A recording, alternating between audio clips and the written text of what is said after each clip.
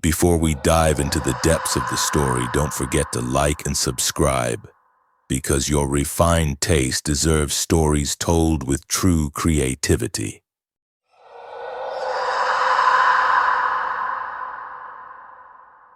The storm that brought the strangers, the curse of Joyita.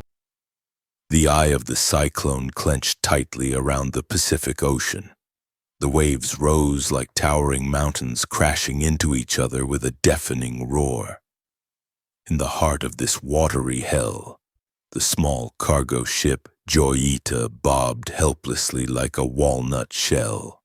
On its deck, the 25-man crew clung to anything stable, their faces pale with fear and exhaustion, their clothes soaked with seawater and cold sweat. Suddenly, amidst the howling winds and clashing thunder, Captain Hans Lorenz saw something strange through the spray-covered window. Faint lights swaying in the thick darkness, too close, far too close for any ship to be navigating in this chaos. Before he could issue any command, Joyita collided with something solid and unnervingly silent amid the chaos. It wasn't a violent crash, more like settling into the lap of some cold, colossal being. Then, after minutes of dread-filled silence, they appeared. 3 figures stood on the tilted deck of the Joyita in the middle of the raging storm, as if they had emerged from the depths of the sea itself. They had no lifeboats, and their clothes were neither those of sailors nor drenched with rain. Instead, they were simple, oddly old-fashioned, and disturbingly dry despite the pouring storm. What made them truly terrifying were their faces. Wide, completely black eyes with no whites, staring directly without blinking. Their skin was pale like wax, their faces expressionless, like worn-out masks. They moved with an eerie sluggishness, as if their bodies were heavy, or unfamiliar to them. "Who are you? How did you get on board?" Captain Lorenz shouted, his voice catching in his throat. The strangers didn't reply. One of them slowly turned his head toward the captain, painfully slow, and his thin lips barely moved. But the sound that emerged wasn't human. It was a dry whisper, like the rustle of dead leaves cutting through the storm with chilling clarity. "This place is dangerous. You must leave." Then they walked.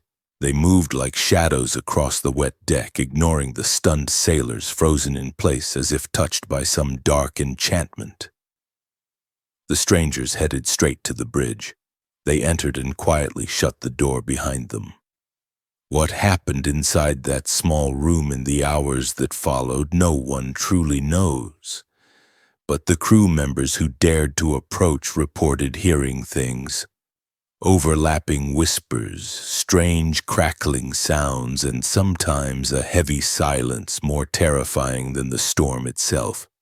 A strange smell seeped from under the door, stagnant water, ancient rot, decayed paper, and something cold and metallic. As a pale dawn broke, the storm suddenly subsided, as if a curtain had dropped. The sea became eerily calm. The door to the bridge creaked open. The 3 strangers stepped out, walking with the same heavy gait. They looked at no one. They crossed the now silent deck and climbed over the railing with horrifying ease. Then, without hesitation, they jumped into the cold gray waters, vanishing beneath the waves without leaving so much as a single bubble behind. The crew rushed into the bridge. What they found froze the blood in their veins. Captain Lorenz was seated in his chair, his back straight, hands still gripping the wheel. But his eyes were wide open, glassy, and empty. His face was locked in a mask of absolute terror, his mouth open in an eternal silent scream. He was dead. But the death looked like it had frozen him mid-confrontation with something beyond description. In front of him on the chart table was something that hadn't been there before. A strange miniature model of the Joyita itself, crafted from smooth white bones, likely fish bones, or perhaps something else. Beside it, as if daring the crew's sanity, lay the ship's original logbooks, bone dry, despite the damp air clinging to everything. Silence ruled, even the sound of waves faded. Then one of the teenage deckhands began to tremble. He looked at his arms, then screamed, a scream that tore through the dreadful silence. "What is this? What are these marks?"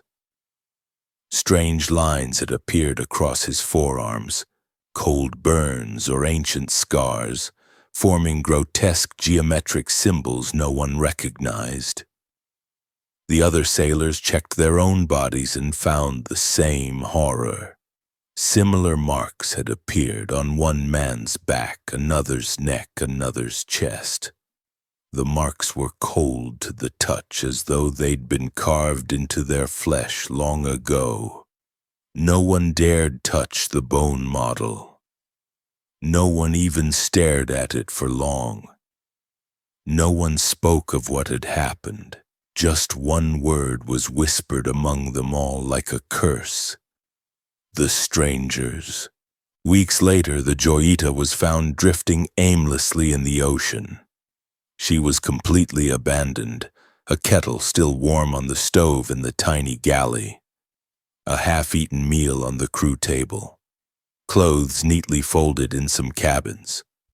But not a single person remained. Not one of the 25 sailors. They had all vanished, just like those strangers who had disappeared beneath the waves. The ship itself was intact, except for one thing. The strange bone model was still there in the bridge, a silent witness to a horror with no name. And the logbook lay open to the last page, drawn in the same grotesque symbols that had appeared on the crew's bodies, written in a trembling hand as if penned in the grip of sheer terror, was one final line. "They took the push, and now they take the price."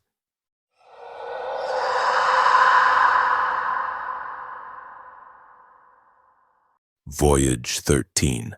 Passengers of Shadow. The Golden Mariner wasn't just a cruise ship. It was a floating city, with lush gardens, shimmering pools, grand theaters, and 2,000 passengers chasing pleasure.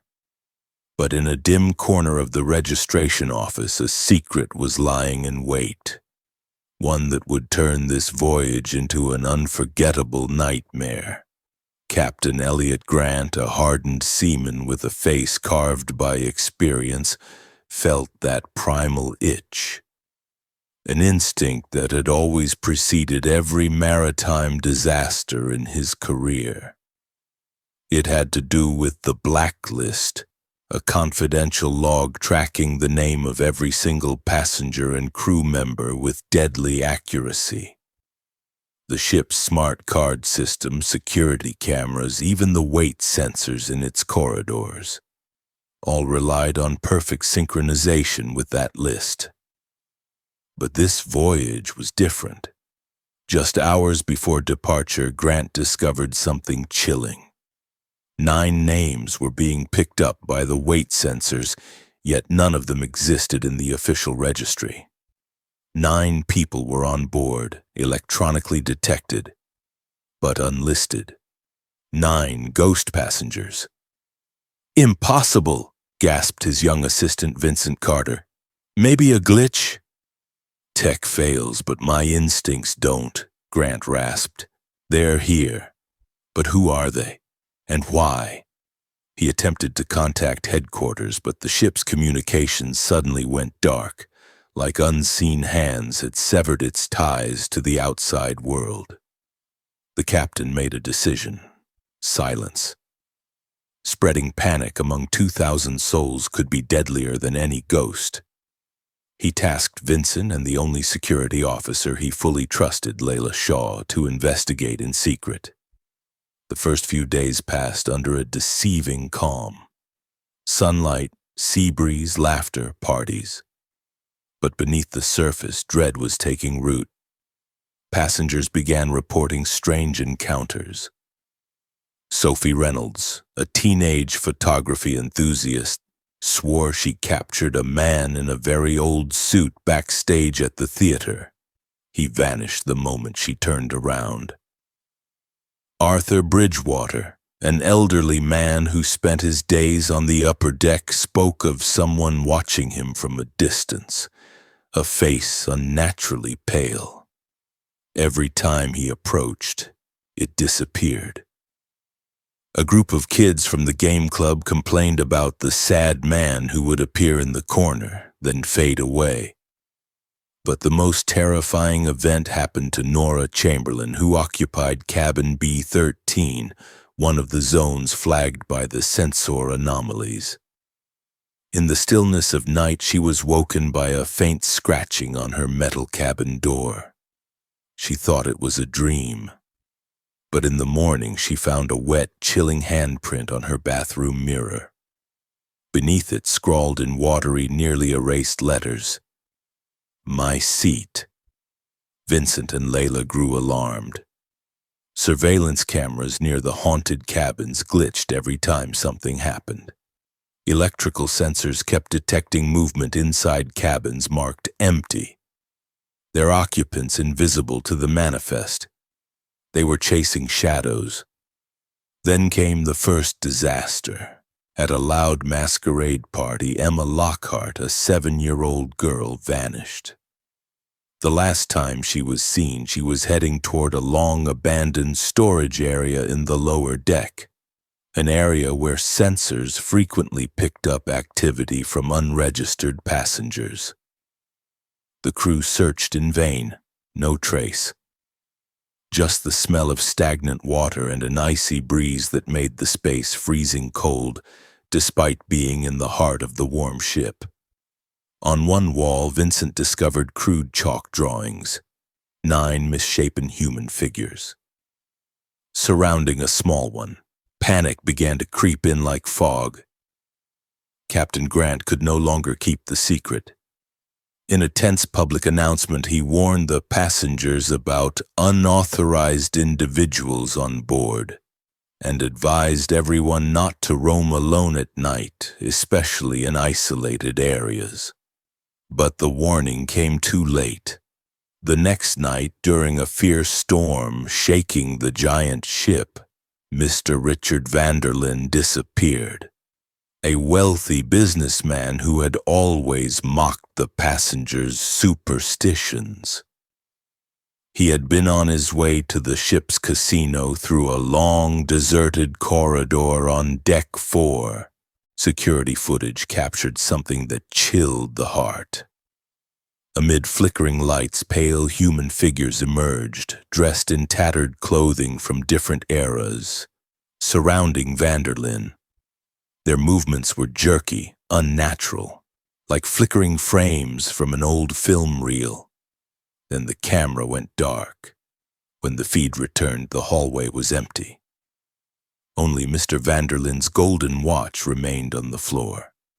The hands were frozen. At 3:15 a.m., the ship had become a floating prison in a sea of darkness and screaming wind. Passengers barricaded themselves in cabins, tormented by sounds with no source. Whispers in strange tongues, a child crying far away, scratching at their doors. Layla, during a desperate patrol in the now deserted engine room, came face to face with one of them. He looked human, but his skin was pale like plaster beneath her flickering flashlight. His eyes were sunken and hollow. He wore the shredded, soaked uniform of a 19th century sailor. He didn't attack. He simply stood there, then raised a thin finger, pointing up, to the upper deck. Then, like smoke devoured by air, he vanished before her eyes, leaving behind only the scent of salt and wet blankets. The message was clear. They wanted to be seen, to rise At the peak of the storm, with the wind howling like vengeful spirits, terrified passengers gathered in the main hall.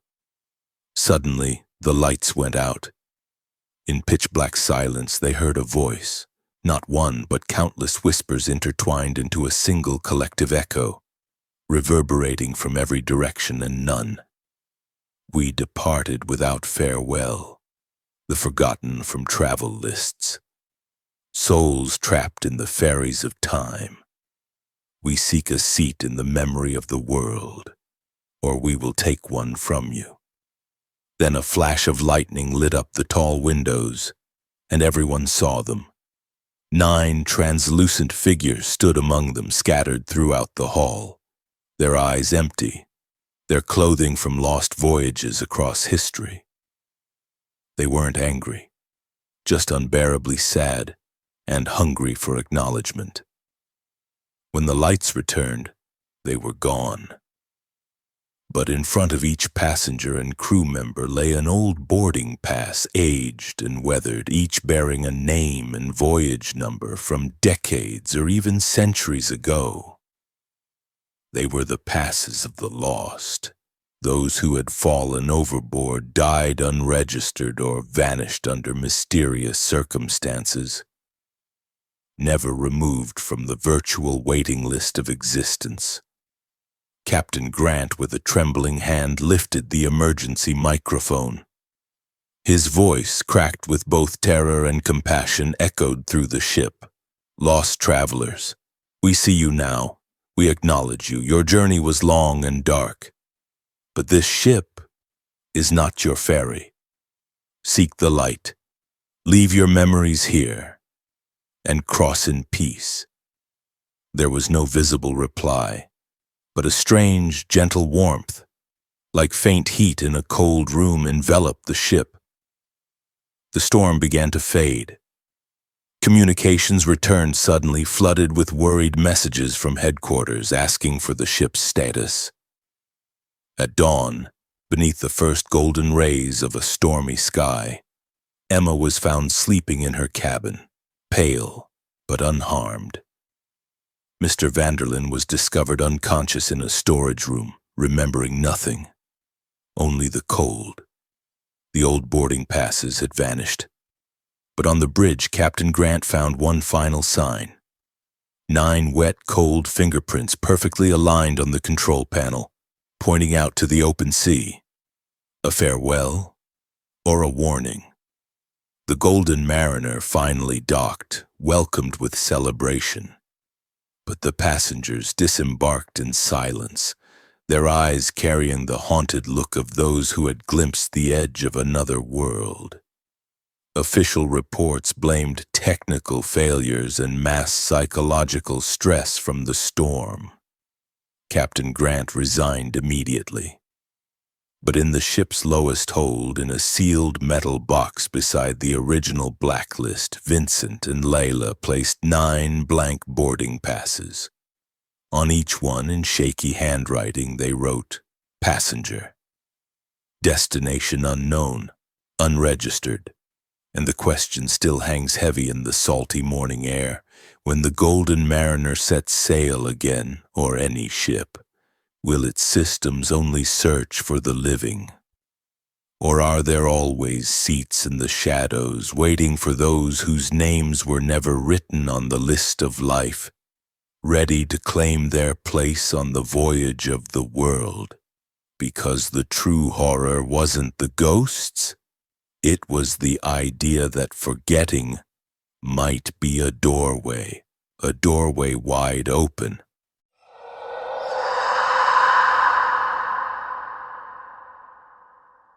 Voices from the sealed cabin, the tragedy of the Queen Mary, as told by James Coleman, retired marine engineer. I had spent more than 30 years working aboard giant ships, from oil tankers to luxurious passenger liners, but I had never felt fear in my life the way I felt it on the Queen Mary. I'm not talking about fear of storms, drowning, or fires, but of something I couldn't touch or see. Something hiding within the ship's metal walls. watching you, waiting for a moment of weakness. In the summer of 1972, my contract had ended on a Norwegian cruise ship, and I spent a few months in Los Angeles looking for a new job.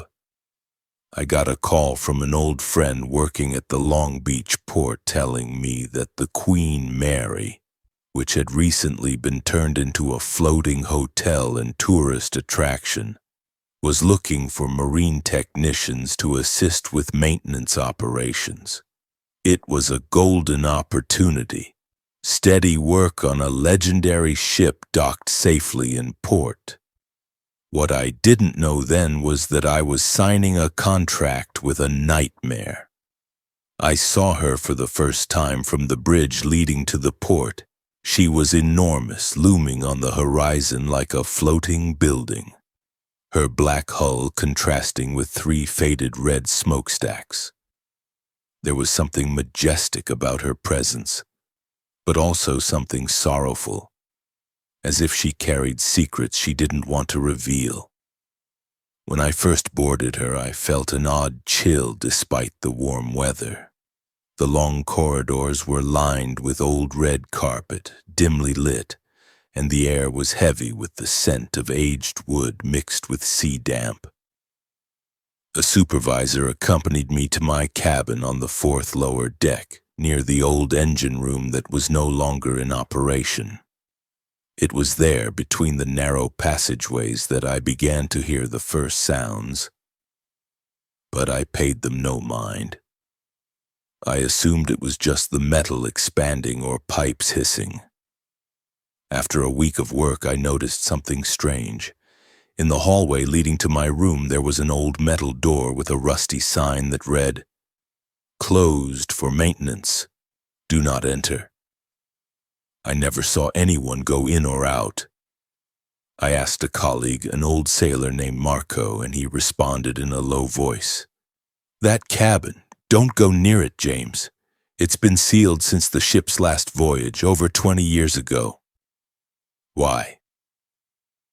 They say it was a crew cabin, but 3 men died there in a single night. The cause? Never mentioned in any official report. I wasn't the kind to believe in ghost stories easily, but I noticed even the security guards avoided passing by that door at night. It was around 2 a.m., and I was returning from a maintenance shift in one of the old supply storage rooms. The hallway was completely silent except for the sound of my footsteps on the worn carpet. As I passed the sealed door, I heard a faint sound, as if someone was speaking from inside. I stopped and pressed my ear against the door. The voice was clearer now, fragmented murmuring like a conversation in a language I didn't understand. Then suddenly, silence. I walked away quickly, trying to ignore it. But in the nights that followed, the sounds returned, and sometimes it felt like someone was gently tapping on the wall from inside. After a few days, curiosity got the best of me. I decided to search the ship's archive room near the bridge. There, among dusty files and black and white photos, I found a reference to an incident in 1949. 3 crew members were found dead in that very cabin. The official reports claimed it was accidental asphyxiation due to steam leakage, but the photos showed their faces twisted in expressions of terror unlike anything I had ever seen. In one of the photos, something froze my blood. Deep scratch marks on the wall behind them, as if someone had desperately tried to claw their way out. For days I tried to stay rational. I told myself the noises were just old pipes or trapped air. But deep inside, something told me this was far worse and far more dangerous. On a Friday night, a powerful storm hit Long Beach Harbor. Winds howled around the ship and rain pelted the windows like bullets. I was in my cabin reviewing maintenance logs when the power suddenly went out for a few seconds. It came back flickering like flashbulbs. During those dark seconds, I heard a different sound. Not a murmur or tapping, but a long, muffled scream from the direction of the sealed cabin. A sharp chill shot down my spine, and I had to cover my mouth to stop myself from screaming. I stepped cautiously into the hallway. Everything was still, except the sound of rain. But when I passed the sealed door, I swear I heard heavy breathing, as if someone stood behind it gasping. The next day I met the night guard Daniels in the crew mess hall.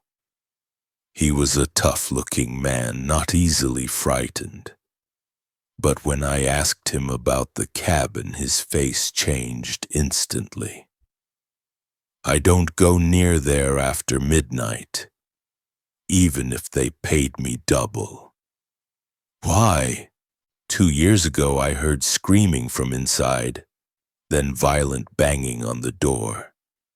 When I came back with a coworker to open it, everything was silent. But when we looked under the door, we saw the shadow of someone moving, even though that room's been empty for decades. I swallowed hard, realizing I wasn't alone in this nightmare. My curiosity was now overpowering my fear. One night I set up a small camera aimed at the sealed door, pointed at the gap beneath it. I let it record all night, then returned in the morning to review the footage. At first everything was normal, but at exactly 3:17 a.m., something appeared that froze the blood in my veins. From beneath the door, thick gray smoke began to seep out, slowly forming the shape of a human hand. Long, slender fingers moving as if searching for something. The hand crept out, then suddenly snapped back inside as if someone had pulled it. I replayed the footage over and over, trembling, but I didn't dare tell anyone. 3 days later, I was returning from another night shift and noticed the sealed door was no longer locked. It was slightly open, just enough to reveal the pitch-black darkness inside. I froze. Every instinct screamed for me to turn back, but some strange force of curiosity compelled me to reach out. I pushed the door slowly. It let out a long, groaning creak. There was no light. The room was unnaturally cold, a chill that cut through bone. I stepped forward, and the door slammed shut behind me. A jolt shot through my body as I heard the door slam. I reached out and touched metal, cold as ice. I turned the handle forcefully, but it wouldn't budge. My breathing quickened, the darkness suffocating. As my eyes adjusted, I saw clear footprints in the dust. Old-style military boots. As I bent down to examine them, I heard a deep whisper right behind my ear. "James." I froze. I stepped forward and stumbled over a rusty box. Inside were photos of old ship crew members. One photo made my blood freeze, a picture of this very cabin, and in the background a faceless black silhouette stood beside the bed. As I stared, a rhythmic tapping began on the wall. 3 knocks, a pause, 3 knocks. I turned and placed my ear to it.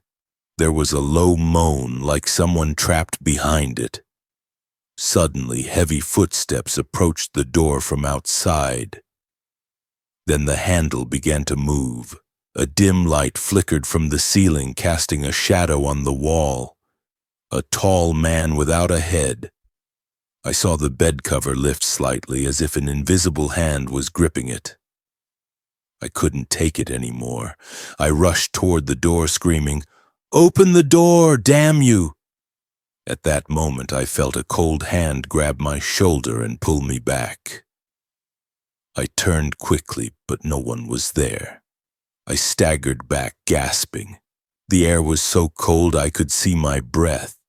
I reached for the door handle. It was burning hot, leaving a black mark on my hand. In the dim light, I saw countless scratches along the walls, as if human nails had dug into them in desperation.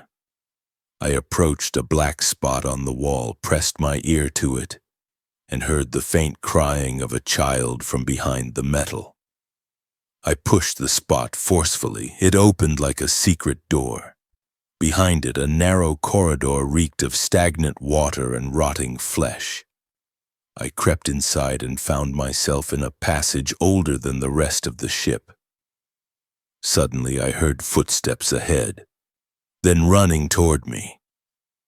I backed up until I hit a metal door with a number on it, B340. I remembered what I had read in the archive. This cabin was permanently sealed after a passenger was murdered there in the 1950s, but how was it here? The door began to shake violently as if something inside was trying to escape. Then it stopped. I felt watched. I looked up and saw two glowing eyes in the dark. They disappeared. Then the footsteps returned, circling me from all directions. I was frozen in place. The footsteps came from the walls and ceiling, as if gravity had no meaning. Whispers began filling the corridor in strange languages. "You won't return.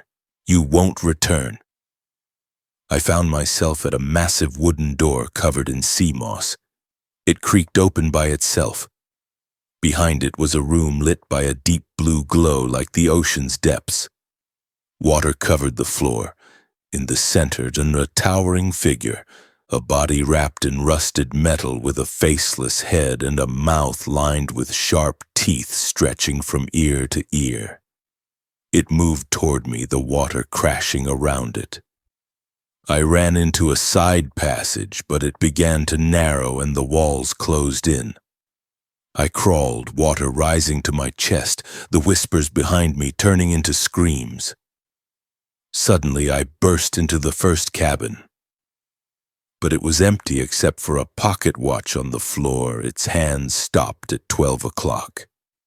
I ran to the deck. No one was there. The sea was still like glass and the sky black without stars. I heard footsteps behind me, the ghostly crew of the ship lined up in formation, and at their front, the faceless man. He pointed toward the sea. I felt an irresistible pull toward the edge. I tried to resist, but my legs moved on their own. I stood on the rail, hearing the whispers from the depths. "You won't return." Then I jumped. Years later. Today they say cabin B340 on the Queen Mary remains sealed. Those who come near it hear knocks or whispers calling their names. And in an old photo at the ship's museum, the crew of the Queen Mary appears from the 1940s. And among them is a man in the back, his face familiar to anyone who knows my story, but his name appears in no record. I don't know if I'm alive, or if I've become part of the ship. But if one day you hear a voice calling your name from a sealed cabin aboard her, don't answer.